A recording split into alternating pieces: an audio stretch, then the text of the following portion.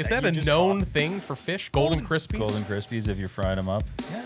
You've never heard that. Have you heard that before, Matt? I will admit, I thought you were talking about beers at first. Okay, that's fair. That's fair. Okay. That is not a thing. Welcome to another episode of the On the Water Podcast. Let's go! This episode is brought to you by Raymarine. Earn your strikes. This off-season, we fully outfitted the On the Water regulator with Raymarine electronics. They're going to help us find fish and stay safe, whether we're running to the canyons, Block Island, or Nantucket Shoals. To learn more about outfitting your boat with Raymarine, visit your local authorized dealer or learn more at raymarine.com. Did you know that Jim Harrison, famous writer, called ice fishing the moronic sport? No. I didn't know who that writer was. I've never. For God's sake. You either. You're an assistant to the editor. I should know this as assistant to the editor, but I don't. Yeah. Okay. Well, homework assignment for you. Read some Jim Harrison. He also had some stuff converted into movies. Watch Legends of the Fall. Okay. So, gentlemen, let's talk ice fishing. Why? We're in the depths of winter, and yeah, that's about all that we have going on. Also, Alex kicked off his 2026 fishing season with an incredible ice fishing trip. Let's get to that in a little bit. Matt, you do our weekly report here at Cape Cod for the Cape Cod one.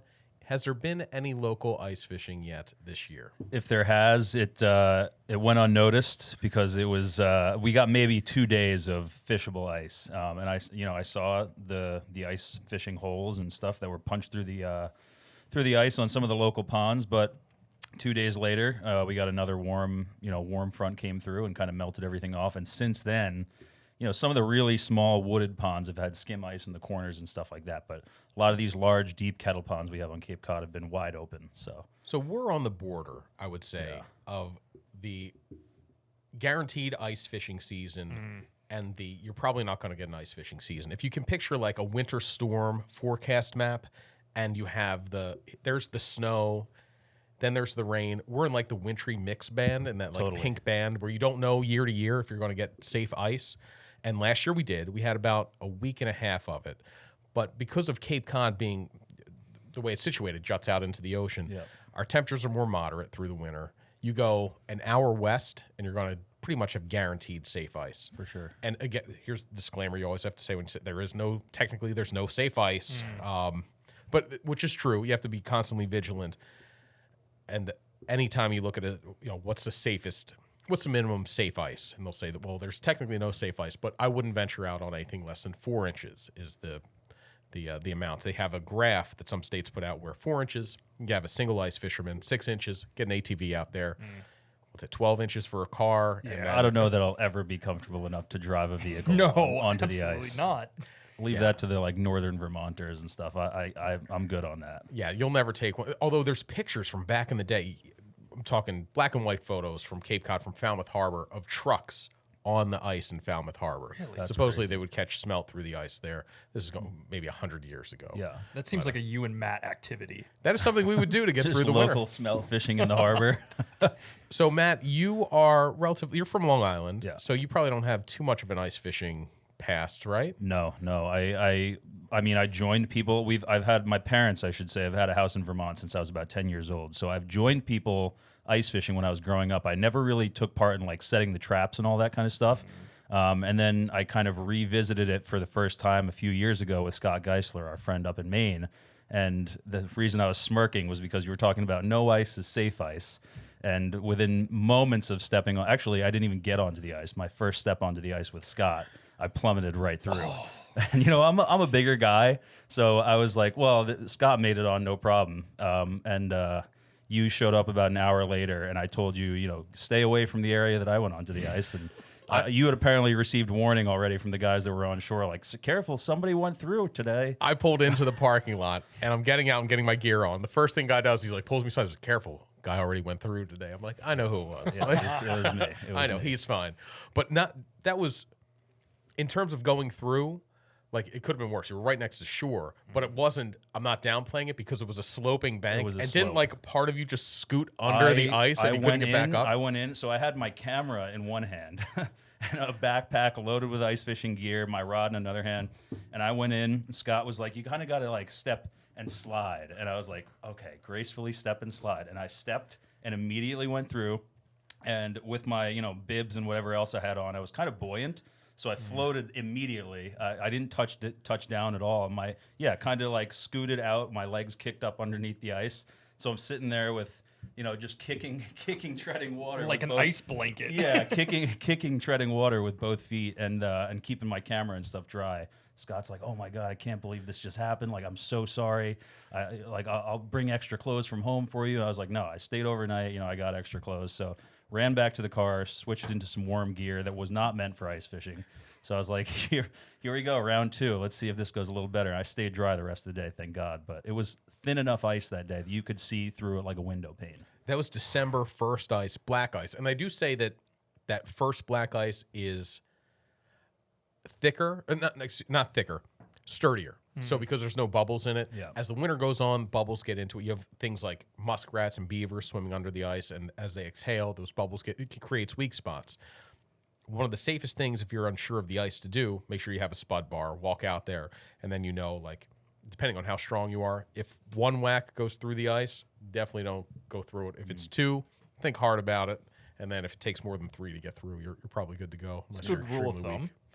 Did you have any picks around your neck during that time? I did not. And for all the safety, ice fishing safety stuff we published, you would think I would. But no, I mean, Scott had a whole sled of stuff. He had already been out there for a couple hours, like testing the waters. And I didn't think to have those on me at the time. I was like, well, we're not going to need him. He's already been out there.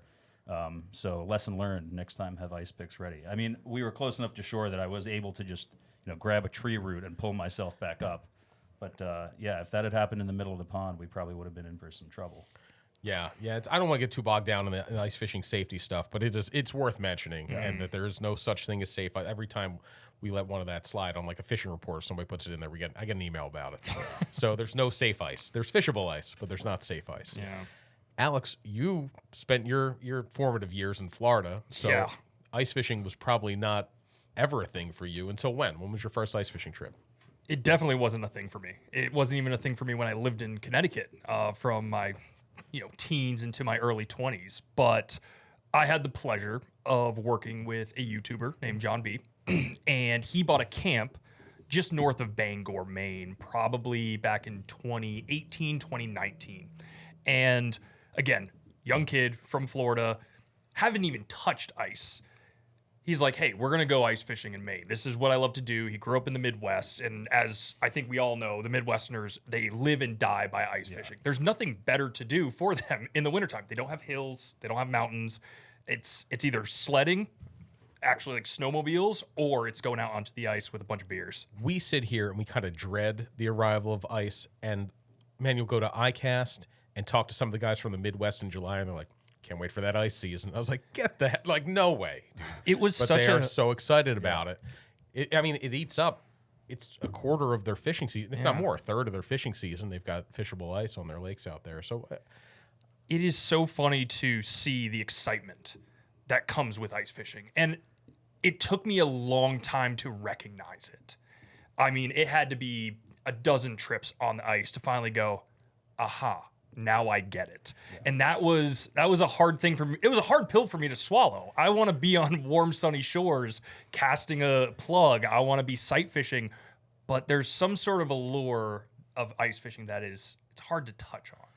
It was not love at first sight for me either.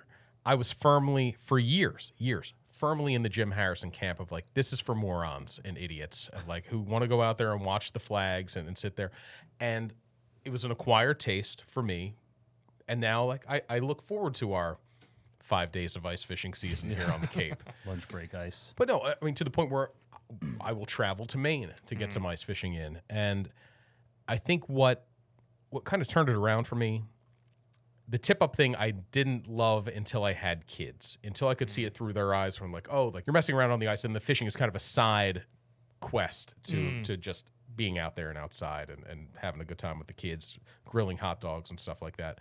The jigging with the electronics, that is something that I'll have little spells in August, and I'll be like, man, I can't wait for that. Like, I'm looking forward to a day on the ice, watching the machine. I mean, I've done a little bit with the live sonar, much more with traditional 2D sonar, but it's so fun, so exciting just to see that red blob appear and right under your lure and just trying to get it to watching that reaction in real time. I mean, until you had the forward-facing sonar that took over with the bass fishing scene, the only time you saw those immediate reactions, if you weren't actively sight fishing, was through the ice. Yeah, it was either sight fishing through the ice or like you're talking about with the 2D sonar or Vexlar. That was the electricity moment for me because I watched traps get set up in Maine nonstop, an entire bank, 100+ yards, just littered with traps. I'm like, cool. So what are we doing? Oh, we're gonna wait for one of those flags to go off. You're gonna run your tail off to it, and then you're gonna pull up a white perch, a yellow perch, a smallmouth, a largemouth, what have you. But as soon as I started to see this Midwestern kid that got a camp up in the Northeast bring that tactic, the Vexlar, having the jigging through the ice, even sight holes, I was like, this is cool. Yeah. Now I want a little taste of this. The sight holes thing, like to me, that makes it adds a whole nother element, being able to watch the fish eat and actually physically tempt it with a jig or something like that. So the sight hole is traditionally when you're getting through the ice, you use an auger or a spud bar to chip a hole that's maybe 8 inches across. Yeah. I don't know how long people have been doing. I think it's been a traditional method for spearing pike, but I didn't see this until I started watching YouTube ice fishing videos. And like, they are oddly fascinating. For something that I found incredibly boring to do in real life, I find YouTube ice fishing videos like fascinating. I watch hours and hours of them in the winter. But the sight fishing aspect, they will take a saw and kind of make a 6 foot by 4 foot, you probably know the exact dimensions, but somewhere in that range, hole in the ice, and they'll put a tent over it so it blacks everything out. Yep.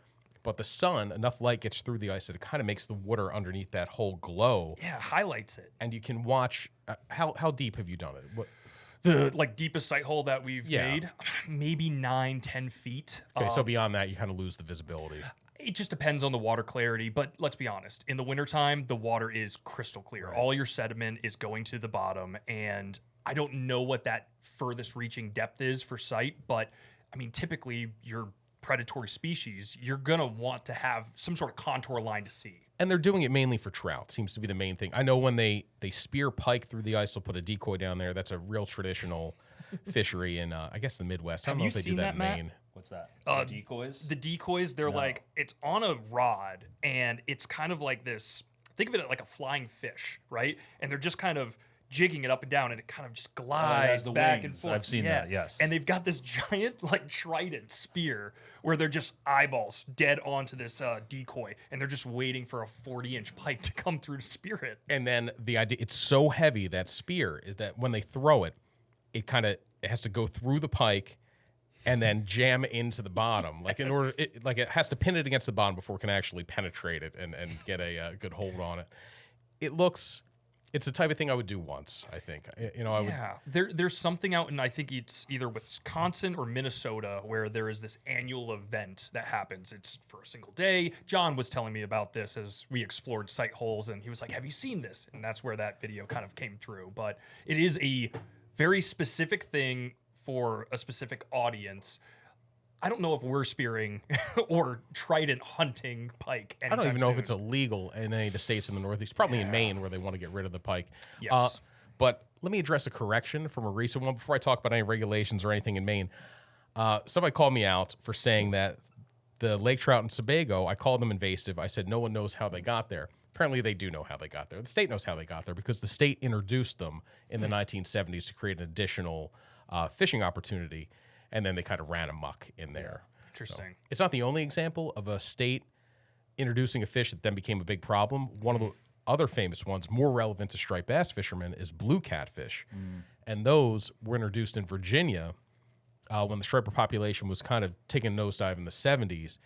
They put blue cats in for another big game fish for people to target. Now, big problem all throughout the Chesapeake. And didn't they only stock them in one river I believe they only. I could be wrong, but I think in the Chesapeake they only stocked them initially, the blue cats, in one river, and it was for some big tournament that they were hosting, and then the blue cats kind of spread throughout the region, throughout the different river systems. I could be wrong on that, but It may have been the James. Future Liam, how do you feel about doing some fact checking for us? Hi, Liam here, with a fact check. Yes, it was the James River where blue catfish were introduced, in lieu of striped bass. However, they were later also stocked in the York River and the Rappahannock River. The Quantum Zeal Surf Rod series delivers high performance at an unbeatable value. Crafted with HSX 24-ton carbon fiber blanks, these rods offer exceptional sensitivity and strength. The stainless steel guides with zirconia inserts ensure durability and smoothness while casting, even while charging through the waves and climbing onto rocks. The double-locking graphite reel seat keeps your reel in place while putting the brakes on big bass. And the moderate fast action helps bring plugs to life and keep stripers pinned. Fishermen have 5 models to choose from, with prices beginning at $139.99. There's the 8-foot, 3/4 to 3-ounce rod, perfect for walking sand beaches and throwing minnow plugs, all the way up to the 12-foot, 3 to 8 rod for soaking chunks for cow stripers. Check out the full lineup of Zeal rods at quantumfishing.com. So the sight fishing that they do with rods and reels is predominantly for trout. Trout seem to be the fish that are more likely to come cruising through because they're always moving. Pickerel, bass, smallies, they kind of hunker down. Pike, they'll hunker down. That's why they use the decoys to attract the pike. But for the trout, you set up an area where they're likely to cruise through and present a bait to them. Now, I've only watched this on YouTube. Alex, you just did it this year. And was that your first time ever doing it? No. So Tell me about it. Paint the picture. where should I begin, Jimmy? At sawing the hole through the ice. So you're not using a traditional auger. You have a specialized tool? So both. So you kind of use your auger to drill your major holes. I know that we've done kind of 8 across and then 4 deep. And from there, then you take this traditional saw. I mean, the thing looks like a scythe from the Grim Reaper as you pull it on out. It's got giant teeth on it, so it's super serrated. And essentially, with your auger, you're trying to get these holes not perfectly connected. You're going to use that saw to kind of or dig through those connection points. And as you hit each and every one of those connection points, you finally create this giant block through the ice that you can then either push just underneath the ice or take it out. I know that they've got giant clamps to grab them and drag them out. But the biggest thing with the sight holes, if you're going to do it, is making sure that you either put the ice back where it was positioned so that it can refreeze over, or you're going to lay down giant logs, tree limbs, anything to make sure, hey, individual unknown who's coming down, an entire shoreline. Don't step here. Don't step here. Don't drive your sled here. Goes Don't to be Matt. Yeah, goes don't to be the mad. there's no safe ice Yes. thing. So, but yeah, you're legally obligated to mark where the sight hole is with something, what they use, big bushes or something. Yeah, big tree limbs. And the ice saw you're talking about, so you call it a traditional, and it is not for that purpose, but people used to saw big blocks out of the ice, cover them in sawdust, and use them as refrigeration back in the day. So they would ship them down from these northern states and have them in to kind of keep their stuff cool throughout the summer. If you packed them in sawdust, insulated them a little bit, so that would keep your goods and foods cold into the spring months in some of the southern states. I remember John, he actually got his in Sweden because he went out to Sweden maybe about a year or two before I connected with him, and he did an ice fishing send out there. He said it was like one of the most brutally cold experiences he's ever had, but catching giant yellow perch through the ice for a young Midwest kid, that's like pinnacle. Or at least, one of the bucket list items you want to check off. But he intentionally got a saw from Sweden and had it sent back to the States.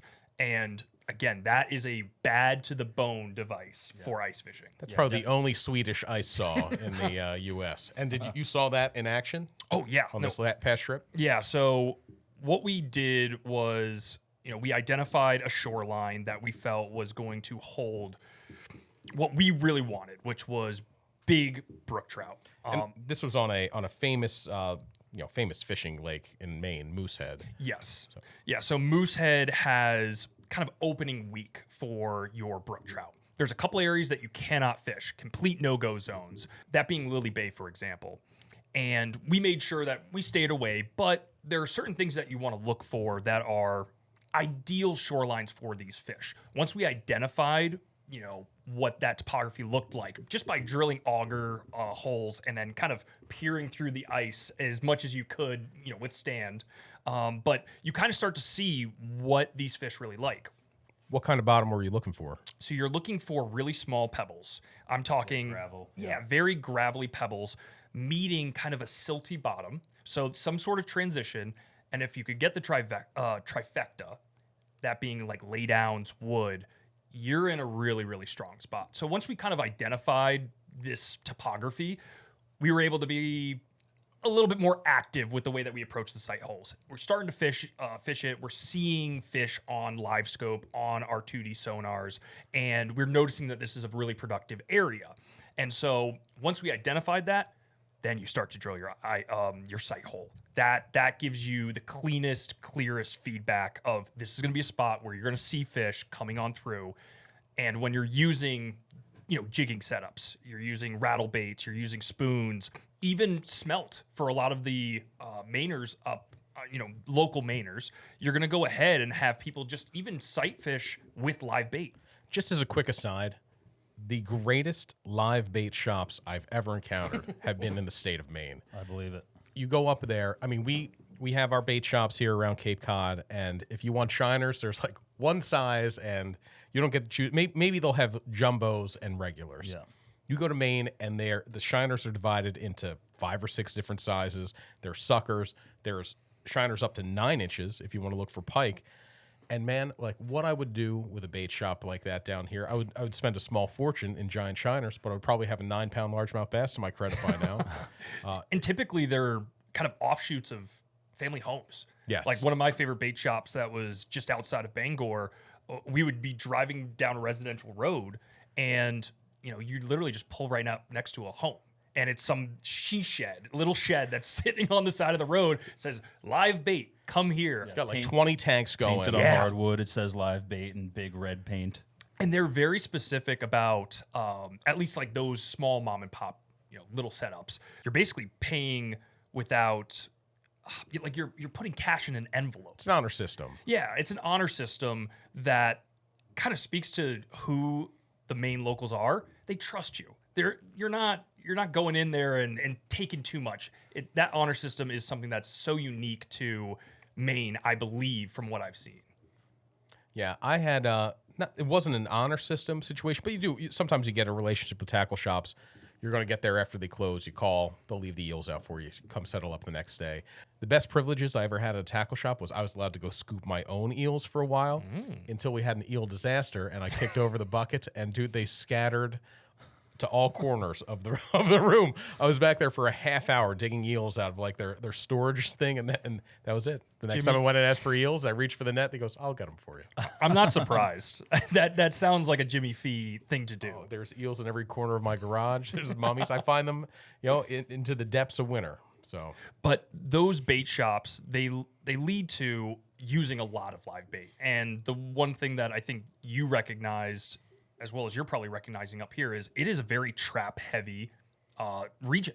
Like a lot of people use traps to catch these fish. And so the thing that you fell in love with, which is the jigging and using sonar, it seems still foreign. I mean, you see it up on Moosehead. There's not a lot of people doing it. So you think that became popular in the Midwest and now the Northeast is slower to get onto the jigging side of ice fishing? I think so. Just by looking, as you're driving your sled across Moosehead and you're kind of peering into little shacks and you're seeing where people are set up, you're just not seeing a lot of movement. You're seeing a lot of sitting and waiting. And that was the thing that blew my mind because it's exactly what you're talking about.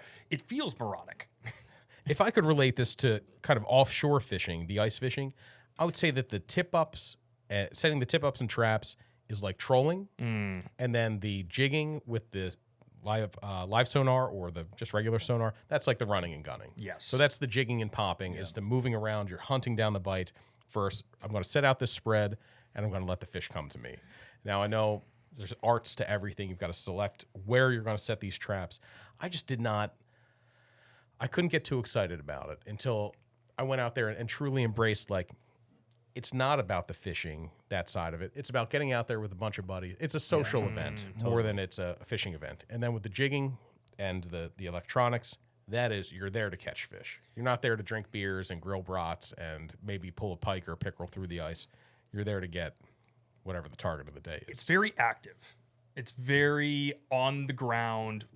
Boots on the ground, moving, figuring out, does this hole actually produce? If not in 5 to 10 minutes, you're moving to the next one. I like that. That's just who I am at my core. So not to poo-poo on, the traps, but yeah, it's that trolling versus run and gun style. It's to each their own. And what do you want out of a fishing day is what you're going to set up for. So these Maine brook trout. Oh. I will go back and say on that day that we talked about with Matt, he went through the ice, but he did catch when things turned around for him, he caught a beautiful Maine brook trout. And I will say this, and I've said this, it's scientifically proven that brook trout are prettier in Maine.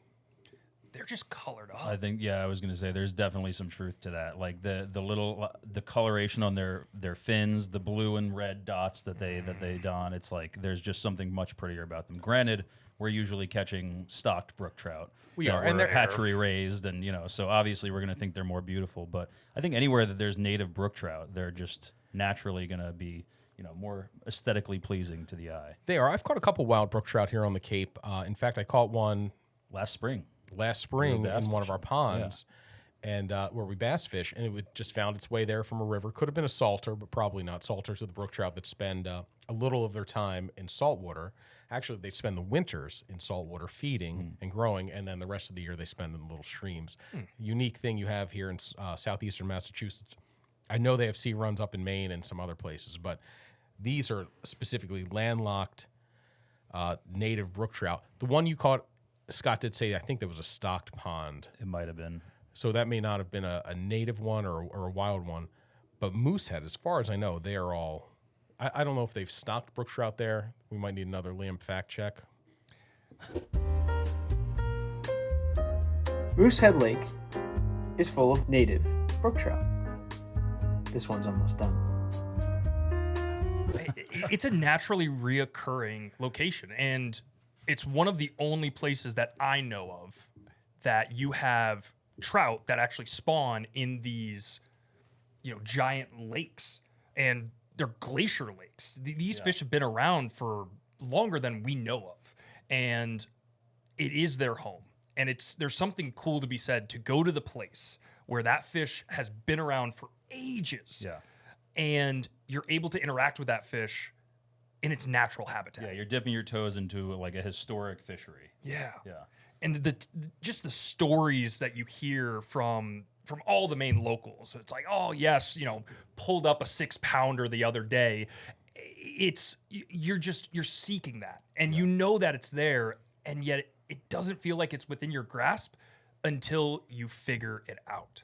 And I would love nothing more than to go out and have that one day where it's not a lot of fish, but it's one fish, and it's that 5+ pounder. But for Mainers, it's 4+ pounds.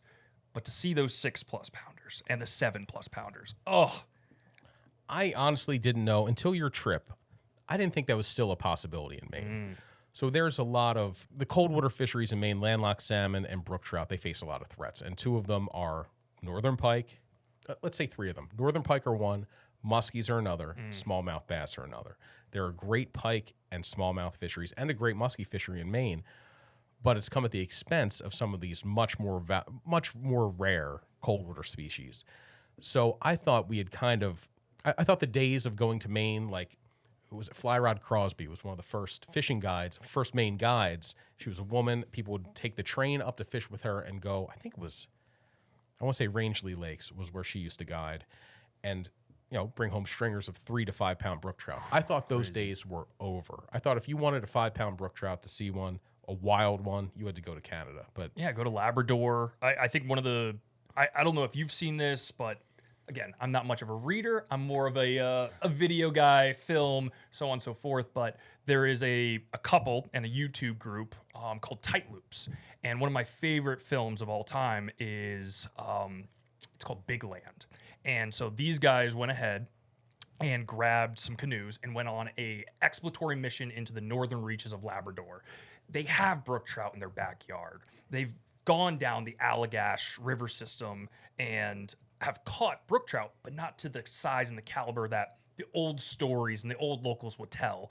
And so they reached out and they went to the farthest reaches of Labrador hunting that big brook trout, and they succeeded. They found a way to make it happen. If you haven't seen that film, it's on YouTube. I would highly recommend going and watching it. It gives me goosebumps thinking about it, because when you see the sizes of the fish that they're catching, I didn't think it was a reality. And then you go to Moosehead, and then you fish it at the right time, and then you see it actually manifest. So how much legwork did John and you guys have to put in to kind of reap these rewards? Like, had there been a few years of lackluster trips? Like, were you zeroing in on it, or did you just kind of hit it right with a little bit of luck on that first try there? I would say that it was a mixture of luck, chance, and hard work. That is the culmination of it all. I remember the first time John and I went out to Moosehead, and we had a little bit of guidance and some help from some locals in terms of where we should at least be. And we had 6, 7, 8, 9 trips where we're only getting 14-inch brook trout, 15-inch brook trout to hand. I'm not trying to scoff at that. Here on Cape, even in some of the smaller streams here in Massachusetts, I would die over that fish. But you hear the legends, and you want to get that bigger one. And so I think one of the most memorable moments, and it was an aha moment for John and I, was we got caught in a blizzard. We're on Moosehead, and this is, mind you, 5, 6, 7 years ago. And we had been fishing consistently, maybe trip number 8 or 9. We're in the right spot. We know things are good. And we're jigging, and we're jigging, and we're jigging. We've got a sight hole made where myself and Spencer Samplowski, who was with us, we're sitting in there. We're worried about the sight hole. We're trying to catch a big brookie through the sight hole. John is 150 yards away, just grinding in this blizzard. It is probably 5 degrees, blowing snow at 20 miles per hour, 30 miles per hour, and he's just alone. And this moment just reigns supreme in my mind. From a distance, you start to hear yelling and screaming. It's, you guys! Spencer and I are looking at one another, and we're like, what the heck's going on? What is this? All of a sudden, screams get louder. I got him! And this video we captured on film, it encapsulates it. And I wish more people got a chance to see it or experience it in the moment, because as soon as John got close enough where we recognized it was him, and we opened up the shed door, we see him, and his smile is freaking ear to ear, grinning, and he's like, let's go, I've got him. We both hop on the sled. We know it's the moment. We run on over with him on the sled. As we're about to approach his ice hole, John hops off the sled and completely eats it onto the ice. He bites his lip. He's bleeding all over the place. He is just a mess. But for this moment, that's what it takes. And so what we find as we approach his ice hole is he somehow managed to make a live well previously to catching this fish. That's cool. Right next to his spot. And he had what was a 24.5-inch brook trout that we weighed. And it weighed somewhere close to around 6 pounds, sitting in this live well, colored up, blue halos galore. The fall colors were just unbelievable. And again, this is in a spot that we had found. We had used a little bit of local intel, but for the most part, we had continued to expand past that area. But when you finally see that big, hyped up male brook trout in full colors, I don't think that there is another fish in the Northeast, freshwater wise, that will send shivers down your spine and make you go, I need that myself, but I'm so happy for my buddy in this moment. It's an icon of the North Woods is the brook trout. I mean, it is our only native trout species here. Throughout most of the Northeast, Lakers are native in a couple areas, but it's an iconic species. and in a place where like Maine fishing was kind of, that's what put it on the map, was brook trout fishing and landlocked salmon. But so the live well, you said, when people make live wells in the ice, you drill kind of partway through the ice. You leave a little bit of a floor in there, fills up with water, and then you can keep the fish there alive for some pictures. And typically, you've got your 3 holes, and then your 4th hole, you're kind of puncturing through the ice. You try and be delicate with that 4th hole. Sometimes you're a little bit too excited, and you drill all the way through. You got to keep the head of the fish just outside of that hole because you don't want them swimming down. You want to embrace it. You want to see it in that moment. But to kind of loop us back to your original question, which was like, how long did it take to figure it out? That felt like luck. We had done our research, we had put in the time and effort, and we had made it happen, but it still felt like luck. That was 5 years ago. And so for the past 3 years, there has not really been a lot of safe ice for John. He lives in Texas the majority of the time. He comes up to his winter camp in Bangor for probably about 3 to 4 weeks out of the season. And each and every one of those moments, we had another ice storm or rainstorm moving on through. And we have experienced that on Cape. It's thin ice. We don't want to go out there. It's not safe. And you don't feel like you're going to get the best opportunity to get after these fish. And so he had probably another 6 or 7 trips underneath his belt with no avail. And so this period of time, it was opening week on Moosehead. We saw the weather forecast, brutally cold, -5 in the morning, -14 at night, blowing 15 miles per hour. I'm sitting on Cape Cod going, I don't know if I really want to go up there. I've been used to the teens now, but man alive, that's some cold. it's the type of trip where you're like, I'm hoping someone blinks, and I don't have to be the guy to bail, but somebody else is going to do it, and then all the dominoes can fall, and I can stay home and warm. But you went. I did, and it's funny how it all kind of stemmed from a simple conversation with John back on Cape when he was here in September. You know, we're striper fishing. I'm like, hey, man, when can we get back up to Moosehead? Like, I really want to get an opportunity. And the majority of my time spent with him, especially in that area, was filming. And as we know, Alex doesn't fish a lot when he's filming. I'm a little bit of a hardo when it comes down to making sure we get the content and more so capture the whole story. And so I floated that idea out to him. And out of nowhere, just outside of Christmas, he gives me a ring. He's like, hey, man, I'm thinking about doing this. I think that the ice is good. We're getting good reports that it's thick enough where we're going to be able to take the sleds. I'm getting an Airbnb. Are you down to come?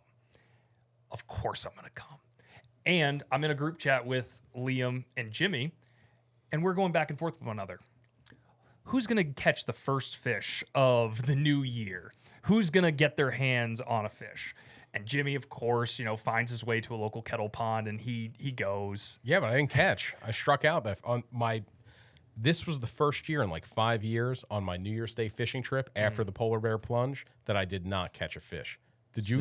Same here. It was like I've made it a thing to January 1st every year for the past 4 or 5 years to get out on the day of the 1st, whether there's ice or open water, and just try to catch a fish. It doesn't matter if it's a small yellow perch or a largemouth bass. You got to start somewhere. And I caught nothing this year until like a week and a half into the year. So. Yeah, same. Like, I'm trying not to make that as a bad omen. And you know what? I caught a fish on the first day of January last year, and I had a shit striper season. So I'm going to take it as a good sign that I had to wait a couple extra days. My first fish was the tog down in Cape May. So. It's not a bad first fish. It was good. It was pretty good. Not a 10-pound tog. So that's where I was going to go. Yeah, the worst part about that trip, dude, it was a great trip. Went down, and I think Cheech and I are going to talk about it on another podcast, but I got back, and I've made such a big to-do about my 10-pound tog and how I want to get one that people were like, did you get it? And then I said, that's the first thing they asked. Did you get it? I go, no. And they're offering condolences. Like, Adam Eldridge out there goes like, man, I'm so you're going to get it. And like, Pat's like, it's all right. I was having a good trip until you told me. I had a good trip until you told me that I didn't. Yeah, I think everybody, when you came back, was expecting that, you know, one of the double-digit tog on that trip. Oh, my God. There were 5 more I watched go all around me, like bing, bing, bing. Every single person around me got 10-pound tog again. The only person that didn't was Cheech. He had somehow a worse trip that extended beyond the boat. And I'm saying worst trip. I had a great trip. I caught some beautiful blackfish. I had a great start to the fishing season. but I didn't catch a 10-pound tog, and I wish everyone would stop talking about it. You're the one who keeps bringing it up in all like Instagram posts and all that stuff. In a black and white You can't post, let it go. just It's all I sorrow. think about. It's, Yeah. It's okay. It'll happen. You're going to get one. But so that's the other end of the spectrum of winter fishing opportunities is, you go way north and you go to the ice fishing lakes of Maine, ice fishing on the lakes of Maine, or you go south and you go way offshore off of New Jersey. I think you guys were like 20 plus miles offshore, right? Yeah, I think we ran about 30 miles on the first day. Second day, we had to stay a little closer. It feels like there's no in between. No, we're in limbo. On these winters like this, where it's going to freeze and it's going to get warmer, everything's skimmed over. So we're 40 minutes away from the closest fishing. It is, but I wouldn't trade that because we do have we're complaining now. Yes. And then in 6 months, you're in the saltwater paradise of Cape Cod. And like, you can go catch striped bass before work. In September, we catch albies and then come to the office and we're still there at 9 a.m. Like, it is a great place. But these couple months, I'm like, get me out of here. Get me off the sandbar and to some either ice or open water. You mentioned like winter mix, right? And when I'm communicating back to my family and friends down in Florida, they're like, "Oh, how's the winter on Cape Cod? What is it? Probably like 50 degrees." I'm like, "No, it's 35 and raining." And that is, in a nutshell, the worst possible weather conditions you could have. It's not snowing, so it's not pretty. It's muddy, it's wet, it's cold, and you're damp. And no one likes to be cold and wet. See, I can deal with 35 and raining as long as it's not, 30, like on the fence of 32 degrees is the absolute worst because you get the skim ice, but and it's just enough ice that you can't break through it to go fishing. And it's, obviously we said earlier, there's no such thing as safe ice, but it's not fishable ice either. So you end up, like you said, Jimmy, in this state of limbo where you just can't do anything at all. And I'd much rather be miserable and cold and like waiting in a bass pond or a kettle pond for trout or something than not being able to fish at all. So there is those are the holdouts. The deep kettle ponds are they're the natural lakes here on the Cape. So you've got two different types of ponds. You've got the bog ponds, shallow, weedy. Kettle ponds are deep and sandy. The people at Z-Man Fishing have been dedicated to ignoring the book on traditional lure making, instead setting out to create truly category-defining lures, soft baits, and jig systems that simply catch fish. At Z-Man, authentic innovation remains a badge of honor, recognized and admired by countless fans worldwide. I'm one of those fans. I've fished countless Z-Man products in both fresh and salt, from their chatterbaits to their soft plastics made from a material they call Elastec. Some of the most naturally acting, durable soft baits I've ever fished. I've caught PBs on their smallest baits, like on a massive brown trout, choked a micro finesse TRD while targeting smallies, to hooking giant tarpon and redfish on their diesel minnows, which are also phenomenal striper baits. The best part is, when bluefish show up, they'll hold up to them too. Give them a look at zmanfishing.com or ask for them at your local shop. And they're the largest ponds we have on the Cape, so they take the longest time to freeze. So they're the last ones to freeze. By the time they start icing up, though, I am sick of chasing holdover trout. Like, I had my fill of it. We beat to death this one little corner of one pond, and the fishing's great there. Don't badmouth my corner. It is, Matt. Matt did find it and then let everyone in, and we unleashed hellfire of spoons and jigs because the wind would push all these juvenile herring into this corner. The rainbow trout lay waste to them, and then as the rainbow trout gang up on the herring, the on the water staff gangs up on the rainbow trout. But after a little bit, like, how many times can I stand in this corner and catch I swear I'm catching the same ones. I think probably, yeah. I caught one the other day before we got skim ice that actually was like missing its pectoral fin, and I was like, I have caught this exact trout. It had a little nub like a Nemo fin, and you're just like, oh man, like I've caught this trout 2-3 times probably in the past 6 months. But I don't want to badmouth stock trout. I love them. I love them for what they are. I can't wait for the stocking trucks to start rolling in March. But no matter what, they are not native Maine brook trout. And man, so you went to Maine. I did. Conditions were great. How was day one? Day one was exploration, because you're coming back to an area that you haven't been to in a long time. Now, on this first day, we had a camp that, an Airbnb that we stayed at in Rockwood. And we were able to go down from the Airbnb on our sleds right to the boat ramp and have the entirety of Moosehead to our fingertips.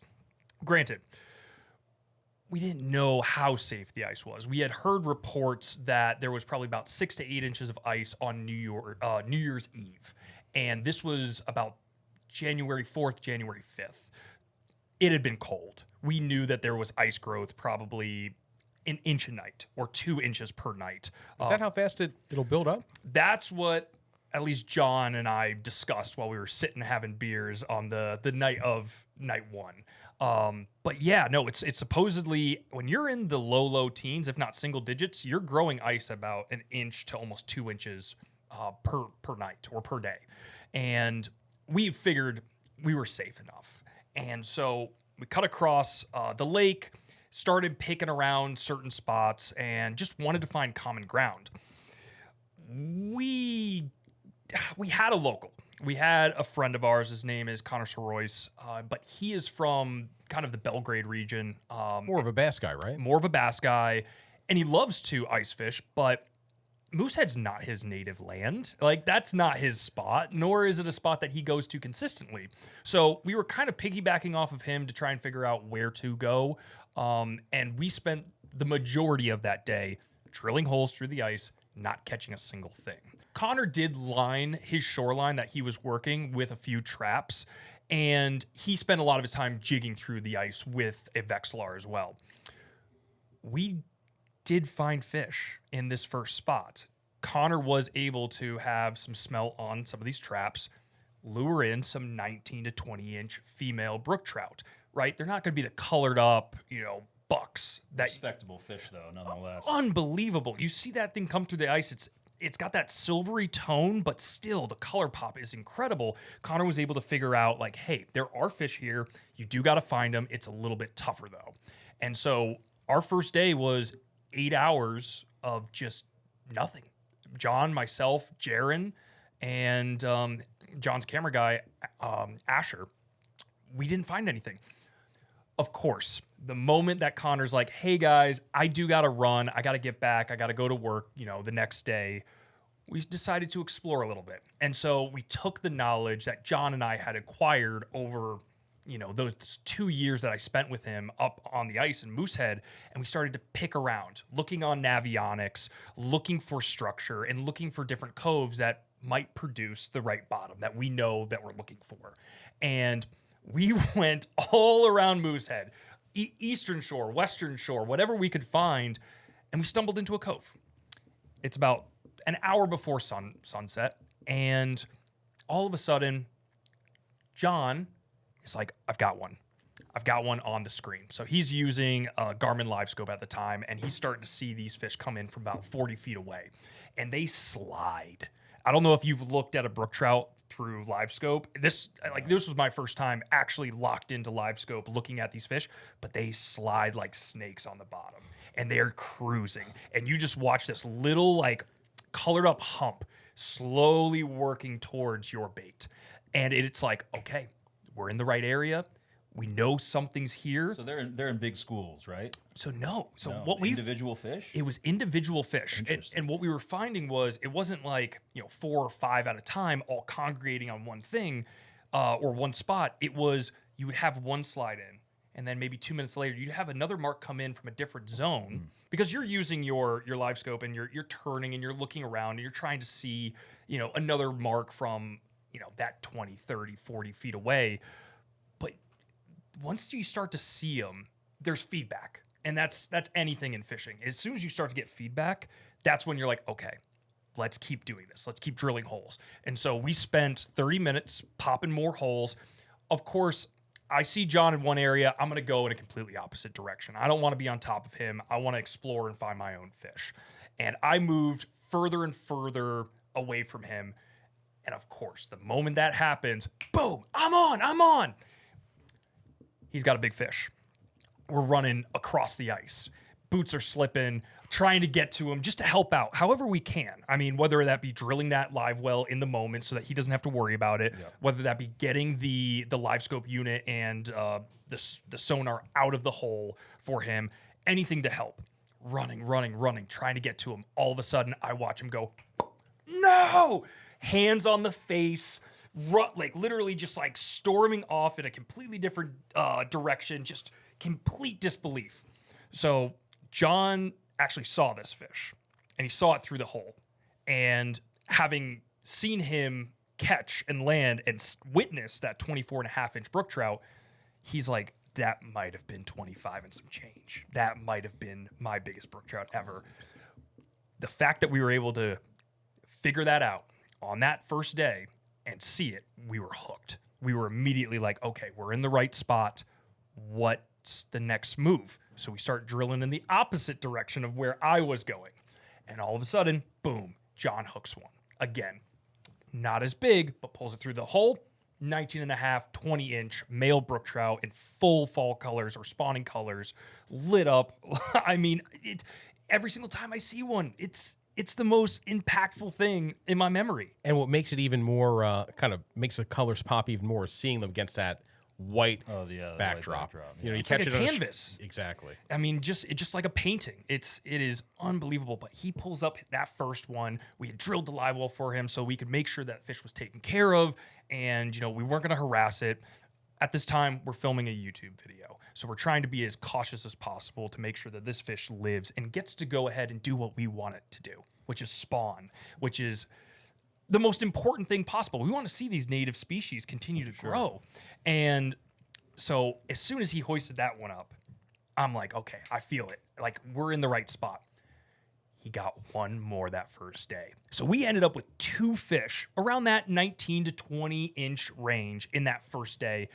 And I think like any fisherman, once you've identified a area, you're like, I'm going back there the next day. I've got to see what this actually produces. You finally got some positive feedback on an area. And just I'm sure that night all the ideas, you guys are talking, the ideas are flowing. How are we going to You should have seen the floor of this Airbnb. It was littered with every single, rattle bait you could possibly imagine, from spoons to brand new leader and line. We are doing everything possible to make sure we don't lose that fish, because I've witnessed lost fish. Just like we had that day, it's one of those heartbreakers when you pull that rod just a little bit too high and you watch. I think we were talking about this in the office earlier. You watch that lure get caught on the side of the ice, and you watch that fish kick off and swim, and you see that big broad tail, and you're like, "Oh no, that was it. That was the moment." Yeah. I'm curious, because you mentioned you had all different types of baits out. Did the brook trout happen to show like any sort of preference for spoons over soft plastics or vice versa or anything like that? Or were you guys kind of just throwing the whole kitchen sink at them? When we got into them and we figured them out, I mean, they would have eaten a bottle cap. Oh, really? It seemed like they were just working on up to areas where they may guard that potential spawning ground. So they were just on that pre-spawn mission to figure out, where can I go ahead and make my young. Brook trout don't have a reputation for being too selective, at least in rivers. I'm sure, like any big fish, the bigger they are, the harder they are to fool in a lot of cases. But brookies especially, like and part of that I think comes down to the short growing season, especially when you get further north like that. They only have a couple months where it's warm to put on those pounds. Yeah. So especially under the ice, they see something moving, they know that's a meal. It's either eat now or don't eat for a while. This was something that I found extremely interesting on this trip, and I'm not sure if this is helpful information or not, but most of our bites ended up being on dead stick baits. We were not moving them. The more we moved them in the moment, they were intrigued. They'd come over. A little suspicious, though. Yeah, take a peek. But as soon as we would kill it, and I mean literally just sitting there, those fish would come in and be aggressive as what you would expect a brook trout to be. They seemed so selective in the beginning, and then as soon as you had their attention and then stopped that bait, they're like, okay, now is my time to kill this thing. So I've seen that with smallmouth, where through the ice, you see them on the electronics, and if you move it too much, you'll spook them, and they'll take off. And I think of all the times that I would jig, and we'd have one fish finder, and the guy would be over there using it, and we'd be taking turns with it. And you never want to dead stick it. You have to feel like you're doing something. Yeah. I always wonder, like, how many was I just spooking out of the area? But sometimes just killing it through the ice, they see that it's got the right profile, and that is what seals the deal. Whether it's a smallie or a brook trout, or it makes no sense. It is completely counter. It's a complete counter thought to how you should be fishing them, because most of my experiences with brook trout, and I'm sure you guys have experienced this, it's either in a river, and I'm typically fly fishing for them, so I'm using a streamer or a leech, and I'm moving. Or you use like a spinner, a little rooster tail, and you're just spinning that across the river. They want movement. But for some reason, in Moosehead, in this moment, in time, they wanted it killed and dead sticked. So when we started to figure that out, that's when the light switch turned on. And not just from the idea of we can get them this way, but from the bite itself. And that second day blew me away. I don't think I've ever had a brook trout fishing day to that caliber, nor will I ever again. The fish were lights out. It was dumb. We pulled up to that same spot that morning, and within the first hour and a half, we had another 21, 22-inch brook trout to hand. And there were bite windows. It was very intriguing. It was around like that 8:30 to 10:30 time slot to about 2 hours before dark. That's when they seemed the most active. There was a midday lull, which happens with most fishing, but for some reason, those were the activity periods. And you could see it via live scope. They would come in like I was explaining before, like a snake on the ground, just hunting through the grass. And I probably interacted with maybe 16, 17 brook trout in that day, hooked 8, and then landed 3. I don't know too many other people doing this specific tactic that are getting that. And between the group, gosh, I think we put 10 or 12 brook trout through the ice, all between that 18 and 23.5-inch range. Were they were all on jigging tackle? All jigging tackle. We weren't laying any traps. We were on a mission for a very specific type of fishing, doing it a very specific type of way, and to unlock that. I mean, that's pinnacle. I don't care what you do. When you are dead set on fishing a certain type of way and you crack the code, that's what we live for. Oh, it's the best. So that was the best day? It was my second full day, and the next day I had to drive home for work. I took off one day just to squeeze this in, just to get a full 48 hours in of fishing at Moosehead. And the photos I got the next day from John, who was by himself, our buddy Jaron, I actually drove him to the Bangor airport that night so that he could catch a flight because he had to go back to Wisconsin and continue with his life. But John sends us pictures and videos of a sight hole with 22 to 24-inch brook trout nonstop cruising through the ice. He found the mother lode, and it's one of those things that you just can't, you don't think it's true until you witness it. And you were talking earlier about you're fascinated by these sight holes. You're watching ice fishing video content on it. It's magical to see it in the moment. I'm hoping, and I know somebody did it on the Cape. Rob Taylor's done it in Massachusetts, created sight holes and caught trout, and I think largemouth bass for it. We have a deep freeze coming up. I'm going to give it a shot. But I don't think I have the... I've got some stuff. I could figure it out. I've heard people say you can also do it by like kind of the poor man's sight hole where just drill a couple and then like throw your jacket over your head and lie down on the ice and look down. So that's probably the level I'll be doing it at. Yeah, we don't... I mean, I don't own an ice fishing tent. I don't know about anybody else in the There's office, one in the office. Oh. There is. If we, it's probably, if we kick the mice out of it and clean it up a little bit, we could probably take that out on the ice. But right now, this is all hypothetical because we have a fraction of an inch of ice on our ponds. We're back to limbo. Yeah. I do think that we are going to get a next deep freeze. It felt like this winter started early, Yes. fast, cold, and it doesn't seem like it's going to hold off. It's been a real cold December. Was a real cold December, cold January. This podcast will be hitting you in early February. And yeah, if it keeps on this trend, we're going to have a lot of ice. You can tell when it gets cold fast on Cape Cod because you have a lot of sea life that washes up in Cape Cod Bay. Cape Cod Bay acts as kind of a natural fish weir in that the fish come into it in the summer and can't immediately figure out how to get out. So when the temperature drops real fast and you get an onshore wind, like thresher, we had a couple dead thresher sharks wash up this year. Kemp's Ridley sea turtles are one that wash up every year. And I think they're, I don't know if they're endangered, but they're threatened. There's a big effort where people walk the beaches of lower Cape Cod Bay, Sandy Neck to Brewster Flats, and find these little, they're tiny sea turtles. Find them, put them in the trucks to warm them up, and then take them to rehabilitation centers. But yeah, that's always the mark of a cold winter, is you can see some weird stuff washing up on the Cape Cod Bay beaches. I know that we've got like 14 degrees as a high coming in on Friday. Next week looks like it's also in the teens.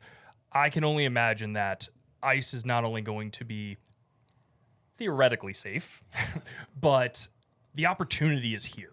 And I think that if I've learned anything with ice fishing, it's that you just got to go out and do it.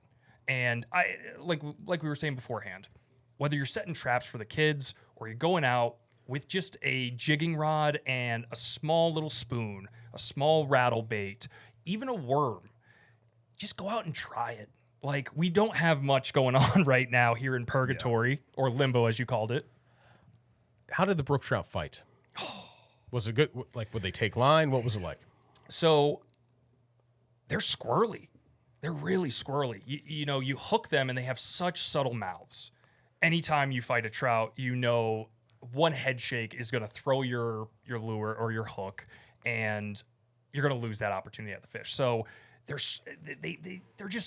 squirmy. They don't really run. They come right up to the hole aggressively, and it's a weird fight. So this is a Cheech term, to be clear, but when he hooks a trout, he calls their fighting style the Star of David. So if you picture drawing like a star, they just kind of stay in place and like they just constantly switch directions. Yeah. So I used to call it the washing machine spin cycle. Cheech calls it the Star of David, but like where it just stays in place and just kind of like thrashes and constantly Flop flipping around, head over yeah. tail. Yeah. They work the entire perimeter of your ice hole. They don't want to come through, but no, what we did notice is that they would come up head first aggressively through the ice hole. Teases. Teases. but you're trying to grab these fish. You don't want to, gill rake them. You're honestly, the best way to do it is probably grab their tail, bring them through the ice. Don't touch their head. Not until you're at a point where you can safely remove your hooks from them. But yeah, it is a weird fight. My big fish that I got, I probably fought for about 10, 12 minutes. No. Yeah. No. And the biggest thing for me was I just took it easy. I took it very, very easy. John continued to coach me, like, just take it slow. You don't want to lose this fish. I didn't. This was like my big brook trout through the ice that I had been searching for and hunting for the last 5+ years. So what pound leader? Did you already say that? So I don't think I did say exactly, but we were anywhere between 6 pound and 8 pound. You are going to be thin, and that has broken on big fish before. You are light drag. You're really just playing that fish and waiting for that opportune moment for it to come through the ice. Maine brook trout on the ice. It was not on my bucket list until your trip, and now that is at the top of my list. Boat Mart is the online marketplace built to help you find your next boat. From the last fall striper blitz to next spring's first cast, Boat Mart is here to get you on the water. With thousands of listings from fishing boats to pontoons, cruisers to sailboats, Boat Mart has something for everyone. Listings from fishing boats to pontoons, cruisers to sailboats, Boat Mart has something for every boater and every adventure. As the official marketplace partner of On the Water, we make it simple to find your next boat. Visit boatmart.com today to search for your next boat, or check them out in the classifieds tab on onthewater.com to find your next fishing boat. I want to go around the table here, and I want you to give me what you think are the top ice fishing species. Okay, we're going to start with Matt, Oh man. and then I'm going to tell you why you're wrong. Do I? Species meaning several, like top 3, or are we picking like one at number a time? Give me one at a time. I would say smallmouth bass. I agree. That was going to be mine. I Yeah, wish you yeah. hadn't taken mine. They school up. Tell me what you like about smallmouth bass through the ice. Why do you think that they are a top tier ice fishing species? I have always just been somebody who enjoys catching bass personally more than trout, so I consider myself like a bass guy, if you will. So I don't know. Smallies, pound for pound, are more aggressive and more. They pull more drag. They fight harder than largemouth, in my opinion. And when you're already pulling, a 3-pound fish through the ice, it's going to be that much more exciting when it's a smallmouth bass that's got some attitude. That's really that's why I think they're a little bit better than largemouth. They bulldog you so hard, and like we just were talking about with a brook trout fight, that's the complete opposite with a smallie through the ice. Yeah. I mean, it's making runs, it's digging you left, right, center. They are one of the funnest fish to catch through the ice. Part of the reason I like them as an ice fishing species is because I know a lot about fishing them in cold, open water, and it's the exact same thing. You go to these little rock piles or humps, and they're all schooled up. They have underwater videos of smallies on these humps underwater, and some of them look like they're just like sleeping. They're dormant. They wake up for a little bit, eat something, a crayfish, and then go back and just hunker down. But they live on these humps. You and I have done it on some of the Cape ponds and our kayaks. And you can use blade baits, but what seems to work better are the little hyperglides, which are the ice fishing jigs. They call them northern style glide baits. They look like a minnow profile, have the wings on the tails, and then the Acme hyperglides actually have 2 little flaps where if you move them slowly, as it falls, they fan out and gives it kind of a gliding, darting action. But if you hold it in place and just move it so subtly, those flaps just open. It looks like the gills of a bait fish just kind of opening and closing. And you do that. Rob Taylor has called it like the heartbeat cadence. Like it's just like just with your heartbeat very slowly. And that seals the deal on like the finicky fish that want it dead sticked, but not quite dead sticked. But yeah, smallmouth are going to be mine. So now I have to think of a new one. Alex. I really like smallmouth through the ice. That's a top tier one. Can't pick that. I can't pick it anymore. Probably lake trout. Lake trout through the ice. It's another deep water. Oh shoot! Are you gonna have any options, Jimmy? Yellow perch. There's some more. I'll go into what I'm not going to say, but what I'm not going to choose. You're typically catching them in deep water. They got big, broad tails. They aggressively hit your bait. I mean, they will run 20 feet up the water column to chase what you're throwing at them. I've got a buddy who is a Canadian-born citizen, and he fishes for these lake trout on Lake Ontario, but on the Canadian side. And he gets into them when they are some of their largest sizes. I mean, you're talking 30-plus inch lake trout. This is through the ice? This is through the ice. When they come into the bays, it must be, right? And when the bays start to freeze over? Yeah.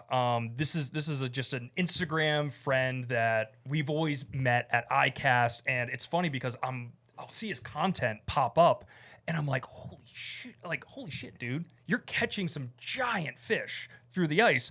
Like, what are you just using? He's not using live scope. He's just using a natural 2D sonar, and you're watching these marks just like tuna marks or striper marks that we see in the spring, and you just all of a sudden start to like see them rise up like a vertical roller coaster, and he's moving them out of like 60 feet, 80 feet of water. So, I mean, that drag is burning.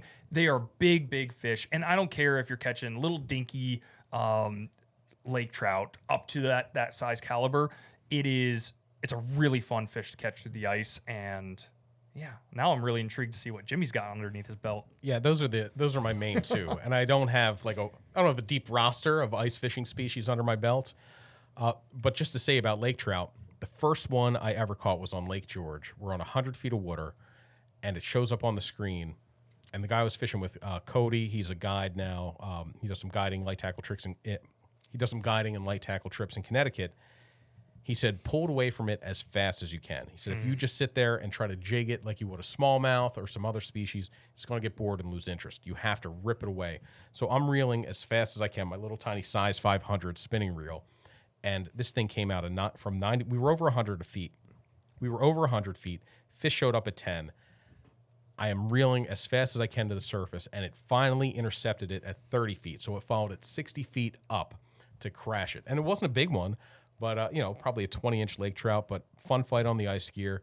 That was when I realized, those have to be one of the coolest things you can catch through the ice. I do got to throw out a little honorary mention because it is one of those species that you can really only find in Maine, and that's a splake. So we had talked about this in the office a little bit, right? That's the coolest thing about Maine in general is you have brook trout and lake trout meeting and creating this new species, which is so cool. Well, it's the Maine Department of Fish and Wildlife Yes, creating that species, fair. but they, I've heard some locals speak ill of them because they're like they just make them to sell licenses because it's a fish you don't have to feel bad about taking. Fair. It's a hybrid between a brook trout and a lake trout, and it kind of favors. I'd say it favors a lake trout. Yeah, 100%. A little bit. It's got. Do they have square tails though? No, they're gonna have that kind of split tail. Okay, the fork tail like the laker. Yep. No, then it's gonna have a little bit more of a square tail. We've got all the information right here. Let me just look love up it. a picture of a splake. If memory serves me correct, one of the big deciding factors on did you catch a splake, did you not catch a splake, is that tail. And I think it is more of like a brook trout tail where it's that broader stroke. But those things are so cool. Getting an opportunity to see them for the very first time. They are more lake trout oriented, but they have little tiny characteristics of brook trout in them. And it's a little taste. It's an appetizer for what you really are trying to get when you're up in the deep woods of Maine, which is brook trout.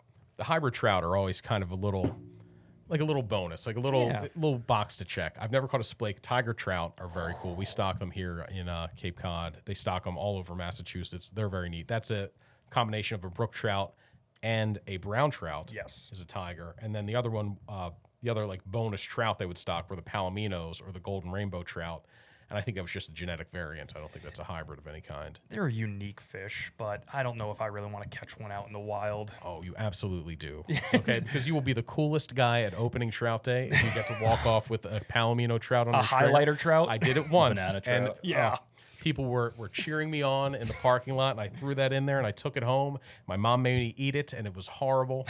And, we pan-fried it in butter, but that was the end of my maybe my only opening day palomino trout. It makes it very easy to sight fish that fish in a stocked pond. It makes it easy to see them to sight fish them, but not necessarily easy to convince them because everybody sees them and everybody's throwing every lure in their tackle box in front of them. Every trout must hate them because you'll be walking down the stream, and then you're like, oh, there's the palomino. You look a little more closely, and there's 6 or 7 other trout around them. I could just hear the other trout being like, here we go again. Like, here comes the rooster tail. And my pick for top ice fishing species. Can't do Lakers, can't do smallies. I'm not going to do stripers. I've caught some striped bass through the ice. It's a very cool experience. Yeah, but that's not a traditional ice fishing species. And it's a very niche thing that happens only on certain super cold winters in a few areas. It's very cool to catch them through the ice. They're a special fish anytime you can catch them. They're the best fish ever. So in that way, I guess they are the best ice fishing species.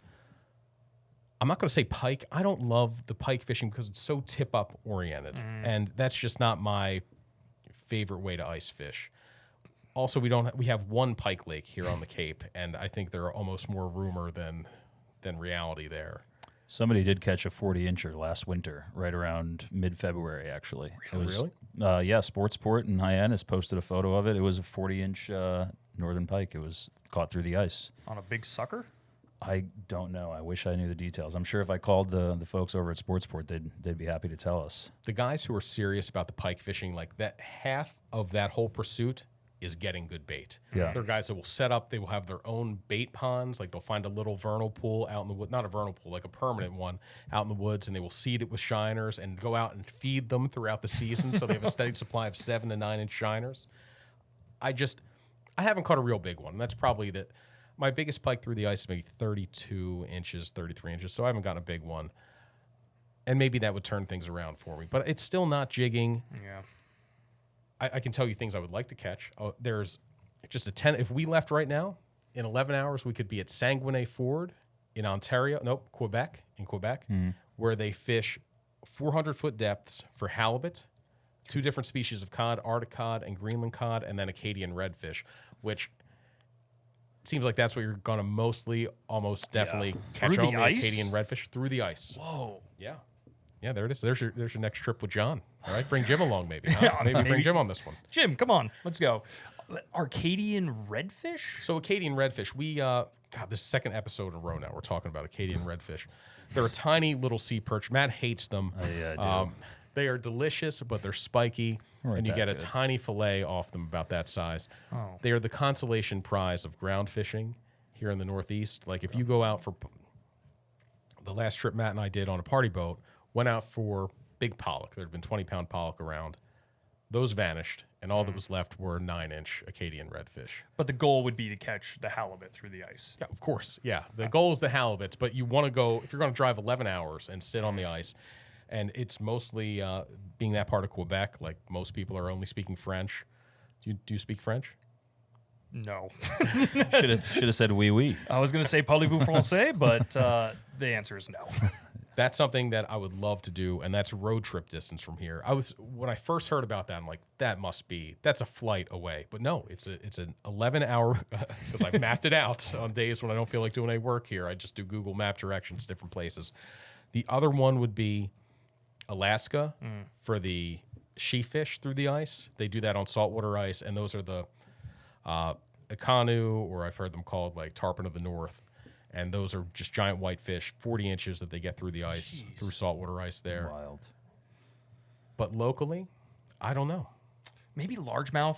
I mean, it is closely related to the smallmouth, but those are super fun through the ice. Panfish are something that people go absolutely crazy for. Bananas. You know, tungsten jigs, and they love catching them. I've not had a good panfish. I've caught a bunch of yellow perch, but crappie seem to be the crown jewel of ice fishing. Yeah, if you're targeting panfish, it's like crappie. If you hit a mother load of crappie, you're going to have a fun day. And Gabe Grease, who he does a lot of writing for our magazine. He does our New Hampshire, Vermont column throughout the year, describing all the great fishing that happens in northern New England. He's invited me a couple years to come up there and experience the pan fishing. He goes nuts for it. He uses little hair flies. I think this is the winter that I go up there, and I will tell a riveting story, even more riveting than big Maine brook trout, about my crappie and perch through the ice. Well, the panfish through the ice thing, I think it all probably stemmed from just Golden Crispies. You know, if you're being on the ice and you're sitting there and you're grilling or you're deep frying those fish right when you get them. Yeah. Golden Crispies. What There's did your you aha think he moment. was Yeah, what talking were you about? thinking? I had no idea. I thought maybe it was a new designer drug the kids are doing. No. This is a fried fish right on the ice. Is that you a just known caught. thing for fish? Golden Crispies? Golden Crispies, if you're frying them up. Yeah. You've never heard that. Have you heard that before, Matt? I will admit, I thought you were talking about beers at first. Okay, that's fair. Okay. That is not a thing. I've taken that term from Justin Rackley, that being from Texas, and then also John calls them Golden Crispies. So maybe it's like just that. an outside of the New England fort. I'm going to try it out. I'm going to float it around another crowd, and if they don't like it, then I'm never going to say it again. But That's I'm totally going to fair. try it out. I'm going to try it. Golden Crispies. But yeah, they're an easy species to catch. They're typically in shallow water and grassy spots. They're fun. You know, a panfish, it doesn't matter if you're catching it through the ice or, you know, with spinning tackle, conventional tackle. I used to call them micro permit or freshwater permit when I would catch them on That's not catching on either. on fly rods. That was my way of being like, I will do it one day, but this is my battle on a 2-weight with a top water fly and these giant 9-inch bluegill eating in this retention pond in Connecticut. That was my thing. But no, they're fun fish, but there are better sport fish out there. Smallmouth being one of them.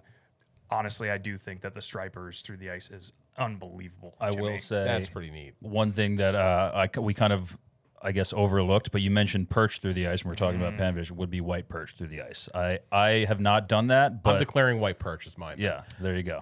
I did a trip with Tim Moore on Lake Winnipesaukee, which has enormous white perch through the ice. And you can get, 1-2 pounders are not uncommon.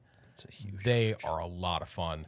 And they act they're actually cousins of striped bass. Morone americana is their scientific name. Striped bass are Morone saxatilis. And they act just like little stripers through the ice up there. You'll be sitting there watching your electronics, watching your sonar, nothing's happening. And then all of a sudden, here comes the little light marks of a school of smelt will buzz by, and then here comes the squadron of white perch. And just get your jig to that depth. They're not hanging on the bottom like you would think for most panfish. They are just up and cruising, and they are so much fun through the ice. I think a pinnacle memory of mine of white perch is actually comparing yellow perch to white perch taste test. So John and I, we filmed a video where we went out and we actually caught in a spot both white perch and yellow perch. And don't know what compelled him to do a catch and cook. I think back then catch and cooks were just killing it on YouTube, but we came back and we did a blind taste test of both of those. Could I ask you guys what you think was the better tasting fish? I would think that it would be white perch, having caught and cooked them myself, but I mean, never through the ice. But I don't know. I've never tried yellow perch. So. I've had both.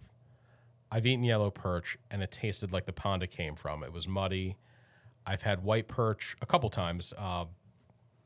Once from Winnipesaukee, and they were delicious, and then another time from a little brackish pond, and that was also very good. But my one experience, I have two experiences with yellow perch. One time I thought I was going to do my own catch and cook and not film it, and I cooked it over an open fire next to Peter's Pond and Sandwich, and it was horrific. But the time I actually took it home and really cooked it, no, it was also bad. And part of it, like I think it had worms in it. They're gross. I think freshwater fish are not my. Isn't it crazy that you go out to like Michigan or you go out to Illinois and yellow perch and walleye, that is the two, right? Yeah. And even here in the Finger Lakes up in New York and stuff, like people, that's what they want to catch. they swear by yellow perch. Yeah. And so to get an opportunity to eat both back to back, literally blindfolded, it blew my mind that I actually chose white perch. My only experience beforehand eating yellow perch was a long time ago, spending some time with a grandfather out on Lake St. Clair, catching a handful of yellow perch.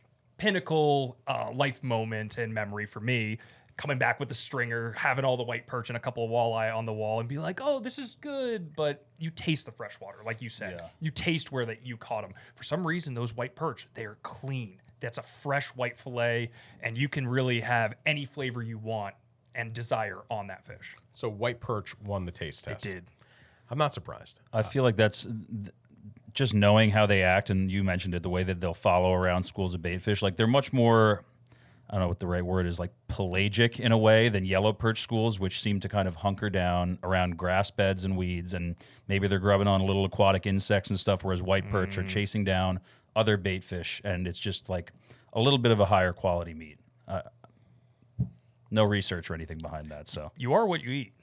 I mean, some of the best tasting fish are typically like crustacean eating fish in the salt water.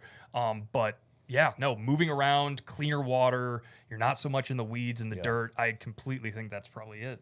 And they are technically like as natives, they're brackish water fish. They live in brackish waters. That's where they kind of evolved. They've been introduced to freshwater ponds all throughout the country, and the biggest ones have come from, I think, the world records from Wachusett Reservoir. The biggest world record or the state white perch. record? I'm pretty sure the world record white That perch would be is from remarkable. Wachusett Reservoir.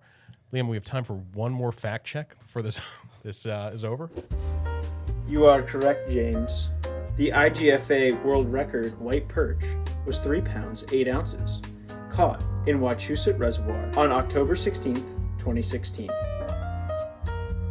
What's that? Everglades Boats is an industry leader in premium offshore fishing boats. Founded in 1997 by boating industry legend and former Boston Whaler executive Bob Doherty, Everglades revolutionized the boat building industry with the invention of the ram cap process for one-piece unsinkable hulls. Respected for its renowned hull ride, Everglades builds center console and hybrid boats from 25 to 45 feet that make a statement about the status and savvy of their owner. Everglades has received numerous industry awards and achieved an unparalleled reputation for superior safety, performance, and quality. For more information about Everglades Boats, stop by your local dealer or visit evergladesboats.com.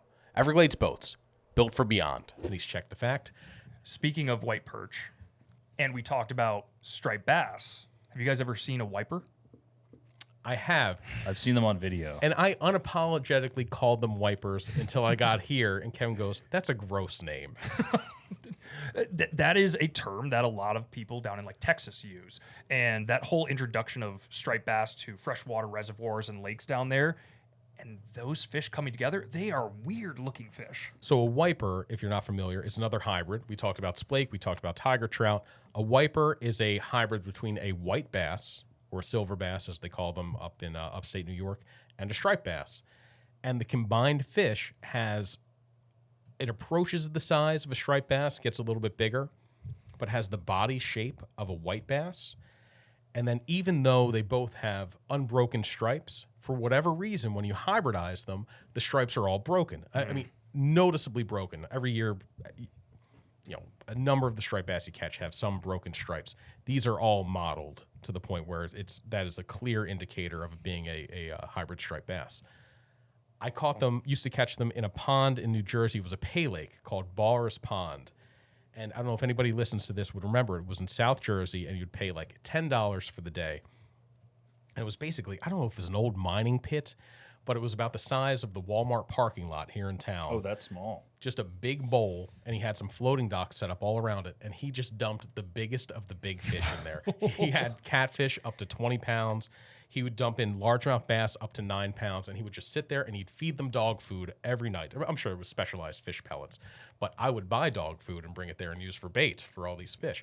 And that was the best way to catch the hybrids because they wanted to move around in open water and find bait fish. That didn't exist there. There were some mummichugs in there. There were some other little minnows and stuff would get in, but there was nothing to sustain these big hybrid stripers except for the guy going down to the dock every night with his big thing of fish feed and throwing it out there. So I'd wait till sunset till he'd come up there. You had to have a size 12 hook, pin it just a little bit into the dog food, and wait for him to throw the handful out there. Now, I'm 10 years old when I'm doing this, all right? Using the strongest hooks in the world. If it's that small of a hook for big... They were like 7-8 pounds, but you were using 2-pound tests or 4-pound tests, and the fights were unbelievable. You broke off 9 out of 10 you hooked, but you'd hook 20 in a night, so you'd land a couple of them. I miss Ballers Pond. I remember one day I went and called, and they're like, no, we're not doing it anymore. I also got yelled at there once because it was a great babysitter for me. Like my parents would just drop me off there and forget about me for the day. And I think I brought 10 rods and took every rod. I had every rod holder out with chicken livers and stuff. I was doing a number on his catfish. And he goes like, choose 2 rods. I'm like, you can't do this. He goes, one, other people can't fish this dock. But meanwhile, I was running a whole like trawling operation as like 12-year-old Jim. That was my hybrid stripe. So it was not all hybrid striper experiences, I guess, are kind of artificial, but that one was especially artificial, that I caught him on dog food in a pay lake. But they were awesome fish. Yeah. We've all probably dabbled with a small body of water and dog food with a hook on it once or twice. But there are some state-sanctioned stockings of them in New Jersey. They have them in Lake Hopatcong, which is a big lake in New Jersey, and they grow pretty big there. I think you can get them in excess of 10 pounds. That lake, too, has landlocked alewives in there, which kind of fuel that fishery, let them grow, and that's what they use for bait. And Pennsylvania, I know, has a number of lakes with them. There's one other lake in Jersey that has them. I don't remember which one. But I think that's it for the Northeast and hybrid stripers.